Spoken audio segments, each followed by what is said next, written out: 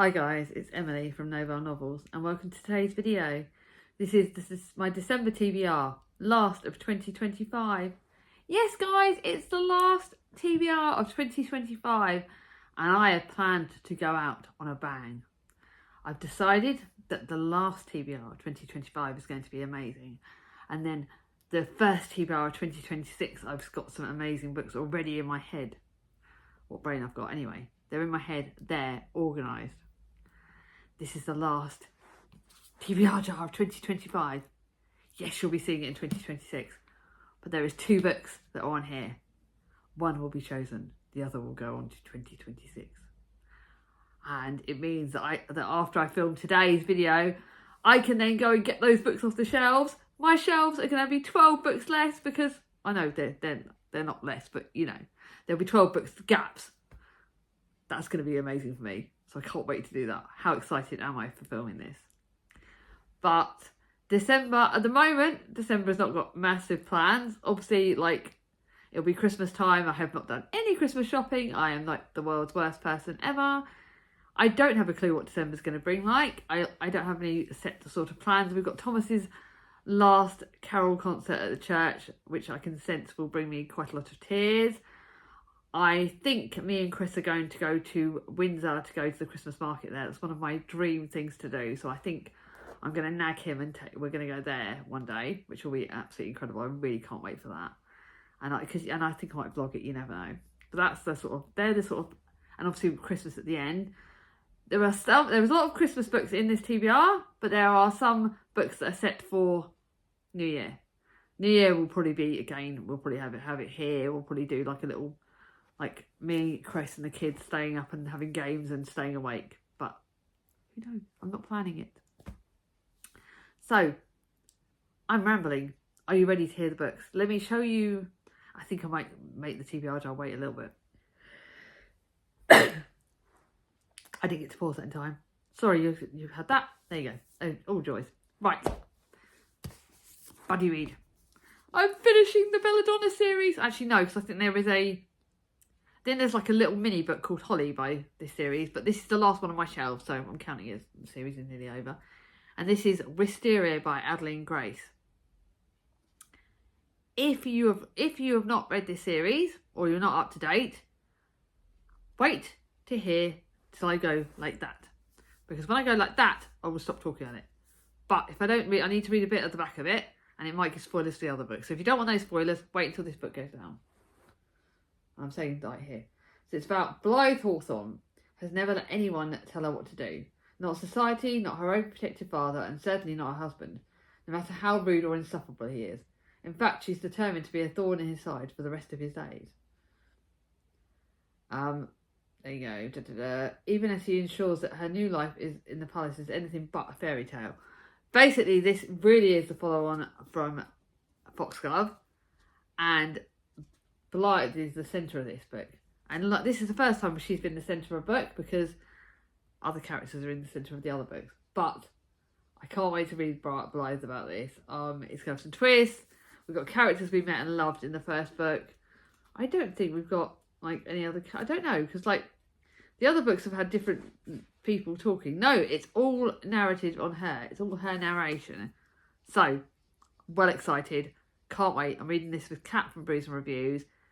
Oh my god, this is... I don't know when in the month I'm going to read this because me and Kat don't necessarily sort things out. But it is probably one of my books that I'm most excited about.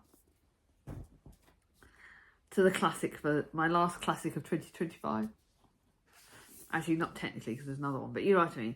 And this is Beloved by Toni Morrison. This is a book that I've been told may well destroy me, but I've heard about... I've also got The Bluest Eye is on the shelves at Baz Books, at least it was the other time I saw it. It's a vintage classic. It's one that apparently will destroy me. Olivia spoke about it and said she loved it. I got it from the Amazon anonymous person. Unable to forget the unspeakable horrors that took place there. Oh, sorry. Sethe is now miles away from Sweet Home, in the farm where she was kept as a slave. Unable to forget the unspeakable horrors that took place there, she's haunted by the violent spectre of her dead child, the daughter who died nameless, and whose tombstone was etched with the single word beloved. A tale of brutality, horror, and above all, cost. Yeah, I think I might start the month with this because it sounds like it's going to be destroy me into a billion pieces. But I really want to read it, so I'm going to read it. I've heard what's in. I've got two rereads. The one reread that was definitely planned is The Girl Who Speaks Fair by Sophie Anderson. And I loved The House with Chicken Eggs, but I've got a lot of her books on my shelves that I bought when they came out, and I've not reread them, and I want to know if I'm going to keep the books or whether children need to read this, not grown-ups like me. Right, I do remember this book, and I do remember absolutely loving it. They call me Yanka the bear, not because of where I was found. Only a few people know about that. Found abandoned in a bear cave as a baby, Yanka has always wondered where she is from. She's tried to ignore the strange whispers and looks from the villagers, wishing she was strong inside, as she's stronger on the inside as she is on the outside. When Yanka has to flee her house looking for answers about who she really is, the journey is far beyond anything she ever imagined, and it begins from icy rivers to smouldering mountains, meeting an ever-growing herd of extraordinary friends along the way. I am really looking forward to this. Do I tell you? Oh, I can't wait any longer. I want to do the TBR jar. Let's show you. It's 2 books. It could go either way. I honestly don't know. There you go. That's the one I've chosen. And then the TBR jar is ready. Are we ready? I'm nervous. Wonderscape. Okay. So, got Wonderscape by Jennifer Bell. It is a fantasy. It is the start of a series. I've got the second book in the series on my shelf, so it means that at least I can then carry on with the series if I like it. It's set in the future. It's a fantasy set in the future. When Arthur, Wren and Cecily investigate a mysterious explosion, they find themselves trapped in the year 2473. Lost in the Wonderscape, an epic in-reality adventure game, they must call on help of the unlikely heroes to play their way home before time runs out. It's fantasy. It's not long. It does actually sound like quite a good way of ending the year. But it means, guys, that Arthur and Teddy are coming out. Is going on to 2026. I'm truly sad. Actually, this one is one I'm really looking forward to, and I hope I get to it quite quickly in 2026. Because if it doesn't get chosen by the end, it gets read straight away. I'll just read it on. So anyway, I've got fantasy for my last book. So actually, I'm going to put that there. You don't need to know any more on that. So that fantasy's been added on, so that's going to mix up my numbers a little bit on the old genres. I think at the moment I've got 2 fantasies and 1 classic, so let's see what else is in the mix. Should I show you? Before first, another book I want to show you is 5 Little Pigs by Agatha Christie. It is for the Christie's Missing Readathon that's been hosted by Bernard's Bookage Ventures. She's running it over I think it's a certain couple of weeks in December when Agatha Christie went missing. I'm reading it partly because it's for that readathon, because it's basically you can read any Agatha Christie for that. And secondly, because it's the FOMO Book Club's book for November and December. And it was also Alice's favourite book, and it's also a reread of my favourite Agatha Christie. So, I've got something in my teeth.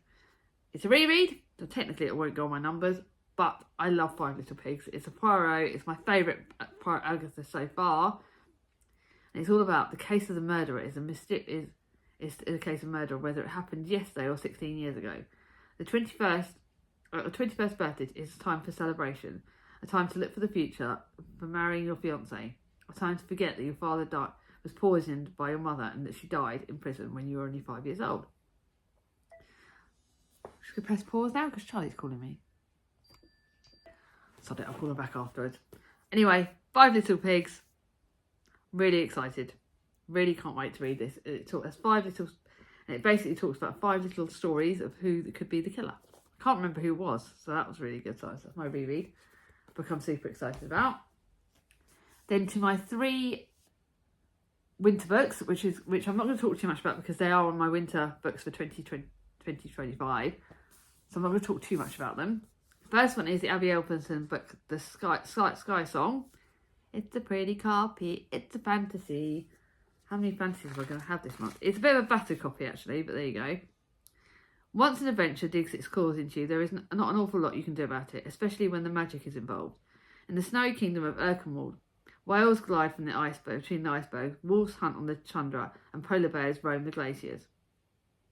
But the people of this land are not so easy to find because Erkenwald is ruled by an evil ice queen, and the tribes must stay hidden or risk becoming her prisoners.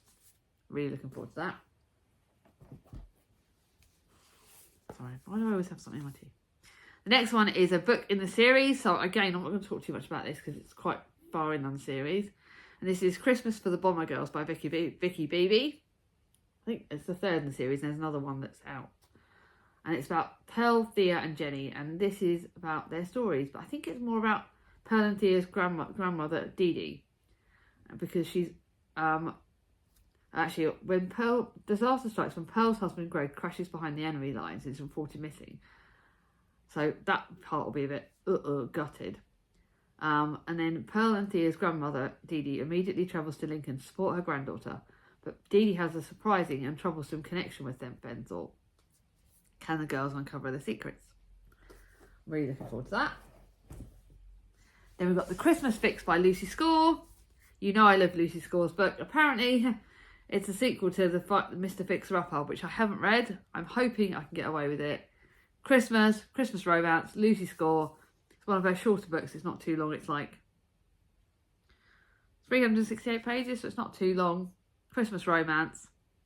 And it's about, there's only one thing standing in the way of Cat King saving the small town's Christmas festival. Grumpy town manager Noah Yates. Does look really good. Right.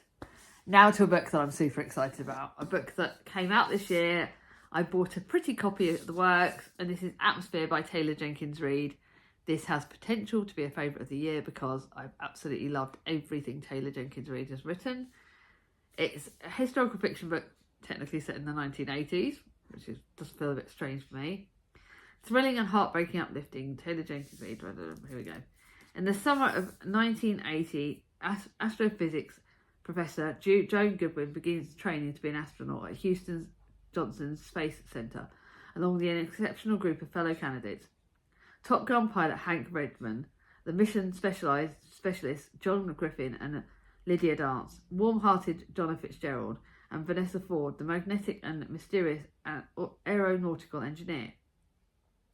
As the new astronauts prepare for their first flight, Joan finds passion and love she never imagined. Oh, basically, it just sounds absolutely incredible. I've got to look at the other side of that. It's just so pretty. It's like such a pretty book. I know it's not the Waterstone super pretty book, but this is the Works edition, and it's still very, very pretty. It's got a potential of being a favourite of the year. I absolutely cannot wait to pick this up. I don't know again when I'll read that. Then I've got another historical fiction book, which again is part of a series. This is Equality Street Christmas. It's like a wartimey book, I believe. Again, it's part of a series. So I don't really want to say too much. I'm hoping I'm not going to give anything away. If you don't want spoilers for the other books, just wait until this book is down, just in case. With the Macintosh factory now making gas masks, as well as the nation's favourite chocolate sweets. Life is anything but normal, especially for the girls on the lines. Rennie Calder has managed to get herself on the wrong side of her employers, and it's no bed of roses for her friends either. Mary has her hands full getting used to married life, and Diana is enduring heartache that no amount of Christmas cheer can mend. I hope I like this. Wartime historical fiction. Does sound good. I think we've got, at the moment, it's 3 historical fiction. Then I've got to a book that's not Christmassy at all, but I swear to God, Jem from Gemma Books loved this book, and this is This Tender Lamb by William Kent Kruger. I think also Melissa from Weber Stories has read this author's books and likes this author's books. It's an unforgettable story of 4 orphans who have travel the Mississippi River on a life-changing odyssey during the Great Depression. Obviously, I remember reading about the Great Depression in The Four Winds by Kristen Hanna, so it's quite interesting to read another book about it.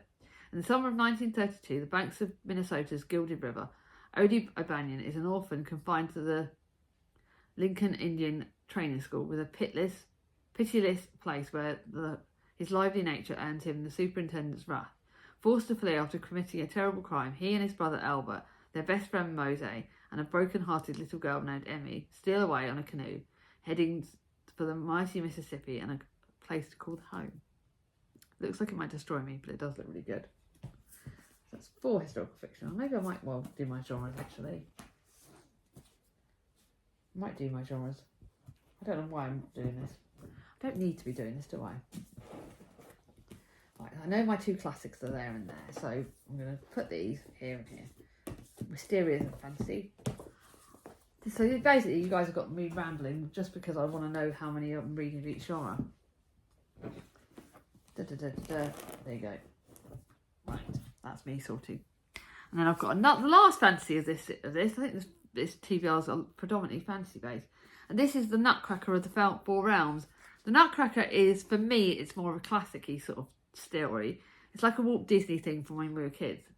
When Clara Stanenbaum receives a beautiful yet mysterious egg-shaped box from her late mother, she wonders what it means. Searching for answers, Clara soon finds herself in a magical world, the 4 Realms, where she meets a host of colourful and curious little friends and discovers the fascinating link between the realms and her dear mother. When she learns that the realms are in danger of being destroyed, Clara vows to help.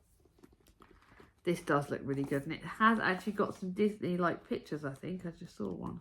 Oh, yeah. It's got some Disney-like pictures, so I'm not sure whether it's classic or fantasy. But I'm going to put it as fantasy, but it does look like a really, really good book. So, guys, that's 5 fantasy I'm reading. What on earth is happening to me? And who am I? Right, so I've got a mystery. I just sort of whacked that in as just to mix things up. Richard Osman's The Bullet That Missed, which is the 3rd in the Thursday Murder Club series. I am really enjoying the series. It's probably one of the only mystery series I'm liking. It's an ordinary Thursday and things should be running as normal, except for the trouble is not far away when the Thursday Murder Club is concerned. A decade-old case leads them to a local news legend and a murder with no body and no answers. And then a new foe plays Elizabeth a visit. Her mission, kill or to be killed. Love the series. Really looking forward to reading that. Then to all the rest of these. Actually, no, I've got one more fantasy actually. I've got another 4 more contemporaries. I've got a Christmas book, Finding Love in the Christmas Market by Jo Thomas. Again, I love all of Jo Thomas's books. This is one that I had left over from last year.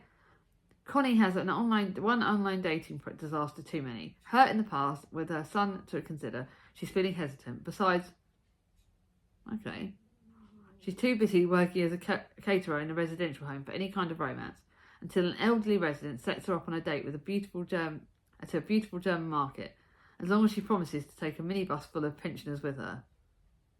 That looks fun, Christmassy, really, really does sound like my jam. Then to a Philippa Ashley book, which I believe is a standalone, which is what I wanted. It's The Christmas Holiday.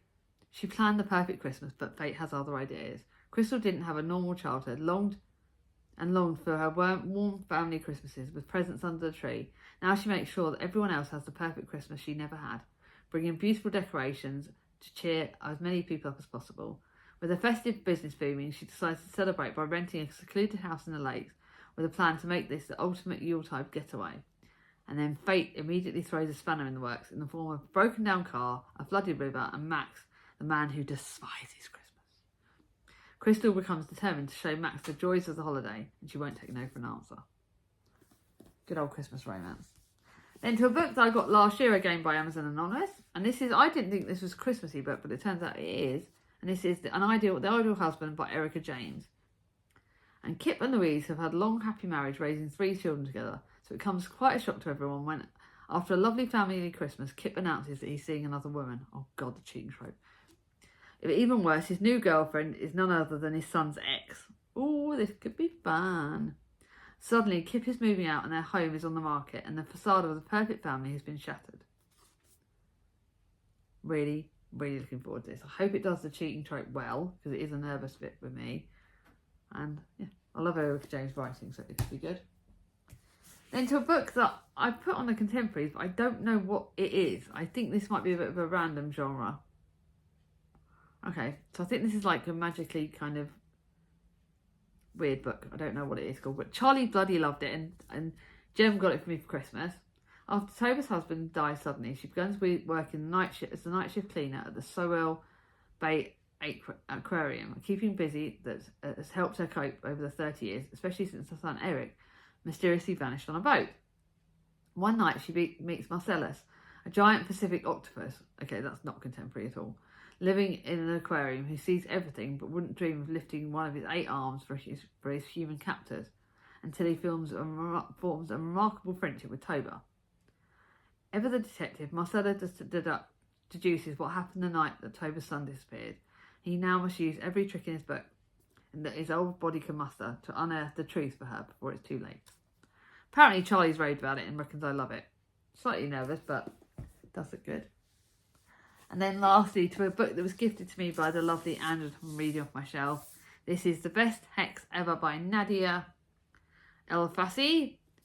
She gave me the beautiful Waterstones exclusive edition. I love that. Look how pretty it is.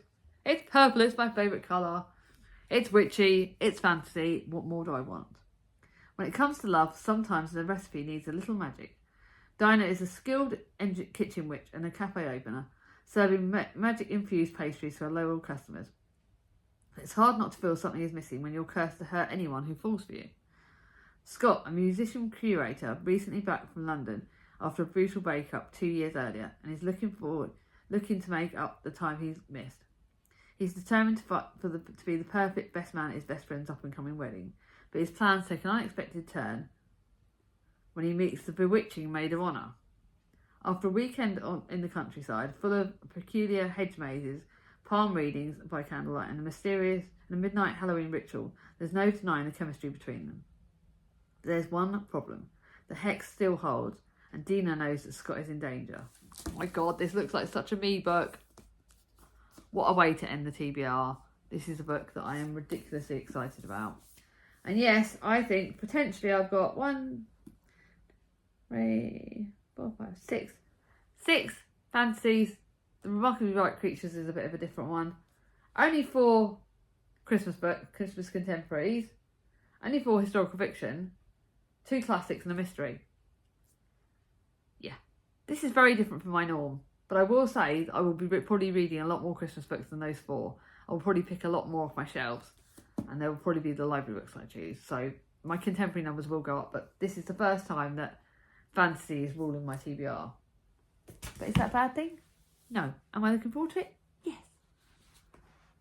So, what books are you looking forward to read in December? Have you got any plans on how you want to end 2025? Let's end the year on a high. If you obviously got to the end of this video, it's the last TBR of 2025. Leave me a Christmas emoji because it's going to be December screams of Christmas. There'll be decorations everywhere, so leave me any Christmas emoji you fancy. And yeah, I look forward to hearing from you all in the comments, what you're reading, what you're up to. Take care, everyone. If you like this video, give it a thumbs up. If you're new to my channel, subscribe. Bring on my ding-a-ling. I'll see you all soon. Bye-bye.